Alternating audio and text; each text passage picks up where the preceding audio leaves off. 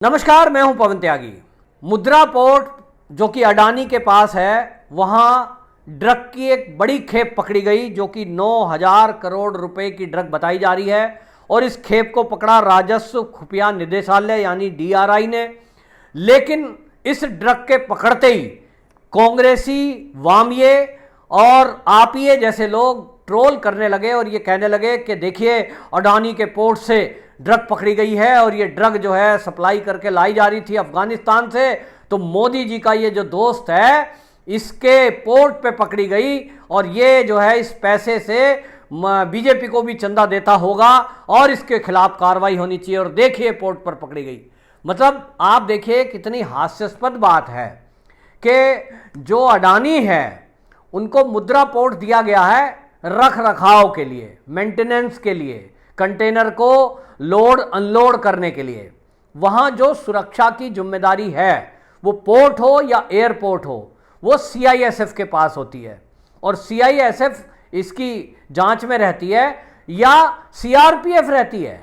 अब सीआरपीएफ सुरक्षा के मामलों को देखती है और जो वहां के बिल्डिंग और उसके आसपास के सुरक्षा का जिम्मेदारी है वो सीआरपीएफ के पास है। कोई भी अगर एंट्री करेगा इंसान तो उसकी चेकिंग की जाती है। उसमें अडानी का क्या रोल है, जरा कोई ट्रोलर बताएगा। अब इस तरह से अगर अडानी जिम्मेदार है तो फिर तो 26/11 जो मुंबई में हुआ उसमें जो कसाब आया और जितने आतंकवादी आए वो इसी तरह समुद्र मार्ग से आए थे, तो उसके लिए तो कांग्रेस जिम्मेदार होगी क्योंकि केंद्र में कांग्रेस की सरकार थी और राज्य में महाराष्ट्र के अंदर भी कांग्रेस की सरकार थी। तो कांग्रेसियों ने इसका मतलब आतंकवादी बुलाए, उस हमले के लिए जिम्मेदार वो थे। लेकिन किसी ने ऐसा कहा तो नहीं बीजेपी वाले ने, क्योंकि बीजेपी वालों को इतनी बुद्धि है कि ये राज्य या केंद्र सरकार का मामला नहीं है, आतंकवादी घटना है, कभी भी कहीं भी हो सकती है। किसी ने नहीं कहा। लेकिन आप देखिए, समुद्र के रास्ते से अफगानिस्तान से एक शिप चलता है जिसके अंदर ड्रग रखी जाती है। वो करोड़ों रुपए की ड्रग ईरान पहुंचती है और ईरान के रास्ते उसको भारत लाया जा रहा था। और मैं आपको बता दूं, डीआरआई के सूत्र बता रहे हैं कि ये हमारे पास इनपुट थी। सुरक्षा एजेंसियों ने, हमारी खुफिया एजेंसियों के पास पहले ही इनपुट थी कि एक बड़ी खेप अफगानिस्तान से ड्रग की भारत में लाई जा रही है। और भारत में जब लाई जा रही है की सूचना थी तो इसके आधार पर प्लानिंग तैयार की गई और 10 दिन लगे इस ऑपरेशन को पूरा करने में। आपको बताएं, एक दिन का काम नहीं है, क्योंकि जिस तरह से ड्रग या अवैध हथियार भारत के अंदर आते हैं समुद्र मार्ग से, उनको कोई मूर्ख नहीं है कि वो पोर्ट तक लाएगा, बंदरगाह तक, और फिर वो उतरेगा, फिर वो सीआरपीएफ की नजर में आएगा या डीआरआई के अधिकारियों की नजर में आएगा, एक्साइज ड्यूटी वालों की नजर में आएगा। नहीं, फिल्मों में हमने देखा है ना, वो समुद्र में ही पानी में गिरा दी जाती हैं और फिर छोटे नाव के जरिए उसको लाया जाता है। तो ये तो प्लानिंग की गई।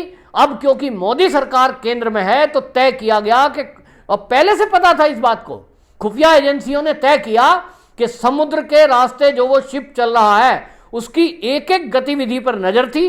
और ईरान से, अफगानिस्तान से चलकर ईरान पहुंचा और ईरान से जैसे ही भारत के लिए वो शिप रवाना हुआ उसका पीछा किया गया बाकायदा, उसकी पल पल की अपडेट थी। और जैसे ही उसने भारतीय जल जो सीमा है, नेवी की जो हमारी भारतीय सीमा है, उसमें प्रवेश जैसे ही किया, तत्काल उसके ऊपर नेवी और डीआरआई ने कार्रवाई की और उस शिप को अपने कब्जे में लिया। जितने लोग उस शिप में थे उन सबको हिरासत में लिया और उस शिप को नेवी चला करके किनारे पे लाई। साहब, ऐसे ऑपरेशन नहीं हुआ, तगड़ा ऑपरेशन किया गया। और ये पहली बार हुआ क्योंकि भारत की जो गुप्तचर एजेंसियां हैं आजकल उनको देखते कौन है, अजीत डोभाल नाम है उनका। उन्होंने पहले ही बता दिया था कि अफगानिस्तान में जो सरकार है अब वो गिरा दी गई है और कब्जा कर लिया है तालिबानियों ने। तो तालिबानी माने आतंकवादी, आतंकवादियों का कब्जा हो गया है निश्चित रूप से। अब वहां से सप्लाई की जाएगी हथियारों की और वहां से ये नशे का कारोबार चलेगा, क्योंकि वहां अब इंडस्ट्री तो चलेंगी नहीं, वहां स्कूल कॉलेज तो चलेंगे नहीं, तो वहां अब व्यापार क्या रह गया? व्यापार भारत करेगा नहीं। भारत ने साफ साफ कहा है कि हम अफगानिस्तान से इस तरह व्यापार नहीं कर सकते क्योंकि वो सरकार मान्यता प्राप्त नहीं है और भारत ने उसको मान्यता नहीं दी है। उनके पास सामान बेचकर पैसा कमाने के अलावा कुछ रास्ता भी नहीं है, ये हमने देखा। कि वहाँ के लोग क्या कर रहे हैं, सामान बेच बेच के पैसा कमा रहे हैं क्योंकि वहाँ भुखमरी के कगार पर है।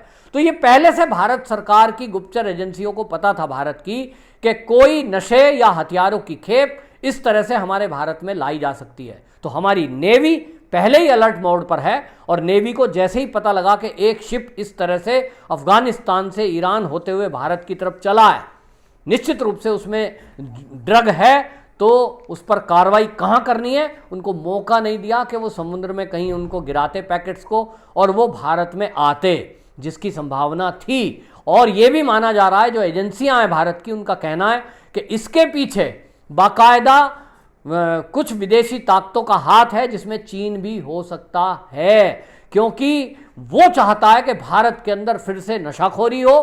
भारत के अंदर जब नशाखोरी बढ़ेगी तो उसके बाद ही आतंकवाद पनप सकता है, क्योंकि नशे की लत में युवकों को लगाकर भटकाया जाना आसान है और इसीलिए हथियारों की खेप भी वहां से आ सकती है। जिस तरह से अमेरिका वहां हथियार छोड़ के आया और जिस तरह से पाकिस्तान की दखलंदाजी इस समय अफगानिस्तान में चल रही है, तो ये माना जा रहा है कि अब अफगानिस्तान एक बहुत बड़ा इस तरह का आतंकियों का अड्डा बनेगा और वहां से हथियार और ड्रग वो दुनिया के देशों में भेजेगा, भारत ही नहीं तो दुनिया के देशों में भेजेगा। लेकिन भारत तो उसके लिए एक ऐसा टारगेट है जिसको वो ये कहता है कि क्योंकि सीमा लगी हुई है और वो यहाँ दखलंदाजी करके खालिस्तानी मूवमेंट दोबारा चलाना चाहते हैं, फिर से वो कश्मीर में अशांति फैलाना चाहता है पाकिस्तान। और इसलिए आप देखिए कि टाइमिंग देखिए कि इधर एक शिप पकड़ा जा रहा है जिसको भारत की सेना ने पकड़ा, DRI ने पकड़ा, लेकिन ट्रोल किसको किया जा रहा है, निशाना किस पे साधा जा रहा है, अडानी पर। और अडानी से किसको जोड़ा जा रहा है, मोदी को। निश्चित रूप से यह है टूल किट और यही टूल किट चीन ने तैयार की थी, जिसका खुलासा पिछले दिनों CA के विरोध के टाइम पे हुआ था और उसका एंगल अब किसान आंदोलन के टाइम पे भी हुआ था कि किस तरह से किसान आंदोलन में भी एक टूल किट तैयार की गई। 26 जनवरी की जो घटना लाल किले में हुई वो उस टूल किट का हिस्सा था। और अब जो ये ट्रोलर हैं इनको भी बाकायदा स्क्रिप्ट लिख के दी जाती है, जैसे कि ये पहले से सब तैयार थे कि इस तरह का यदि कोई शिप पकड़ा जाए, ना पकड़ा जाए तो भी ये कहते, देखो ये शिप अगर नहीं पकड़ा जाता तो ये क्या कहते, कहीं भी नशे की खेप पकड़ी जाती तो ये कहते देखो अडानी के पास प्राइवेट है ना, ये पोर्ट कर दिया मोदी ने, इसलिए देखो अब नशे का कारोबार देश में बढ़ गया है। हथियार पकड़े जाएंगे तो ये कहेंगे इसी तरह, और अब पकड़ा गया तो फिर उसे कह रहे हैं कि साहब वो प्राइवेट कर दिया था इसलिए वो मंगा रहा था। अरे मंगा वो रहा था क्या, अडानी को ड्रग पीनी है क्या, मोदी जी को ड्रग का कंज्यूम करना है क्या, किस तरह की बातें ट्रोलर करते हैं। ये बाकायदा बकवास करने का काम ये वो लोग हैं जिनके पास बुद्धि बिल्कुल नहीं है।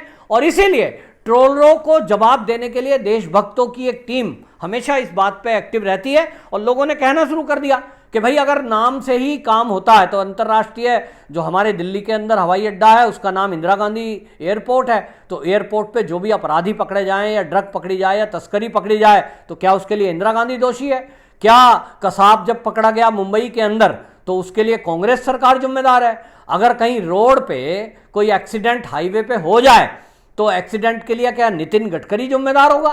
क्योंकि रख रखाव की जिम्मेदारी नितिन गडकरी की है, हाईवेज की, उनके अधीन मंत्रालय आता है। तो आप कल को कहोगे साहब रोड पे एक्सीडेंट हुआ इसके लिए जिम्मेदारी नितिन गडकरी की है। तो किस तरह की बकवास करते हैं लोग। और इसीलिए ट्रोलरों ने जवाब दिया कि भाई जो अडानी है उनके पास लोडिंग अनलोडिंग, साफ सफाई, देखरेख, उनके कर्मचारियों का सैलरी और ये सब है, क्योंकि पहले जब सरकार के पास ये चीजें थी तब क्या आ गया क्या चला गया इसको कोई देखता ही नहीं था। रिश्वत दी और रिश्वत देकर के आप कोई भी सामान आउट या इन करा सकते हो देश से, लेकिन अब ऐसा नहीं होता। सरकार ने ये जो सफेद हाथी समझकर इन चीजों को अडानी को दिया है तो अडानी ने उनको चेंज भी किया है। और हमने देखा कांग्रेस ने जब ये दिया गया था ना, सरकार से अनुबंध हुआ था, उसी टाइम शिवसेना भी विरोध इसका कर रही थी कि साहब ये देखिए इन्होंने तो नक्शा ही बदल दिया, इन्होंने जो है इसके बाहर से जो है अपना नाम कैसे लिख दिया।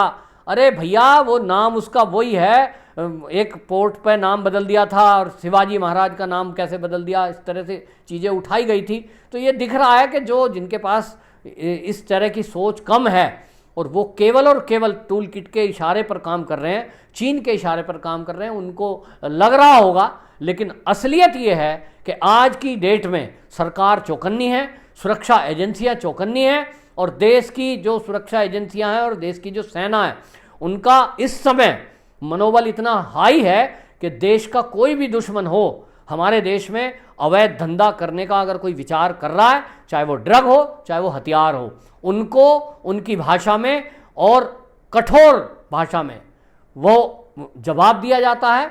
और अब नेवी की तरफ से जो ये कार्रवाई हुई है वाकई में बहुत सराहनीय है, लेकिन कांग्रेस को ये कभी भी नहीं अच्छा लगता कि हमारे देश की सेना का वो बड़ाई करे। वो तो सेना का अपमान करने में लगी हुई है।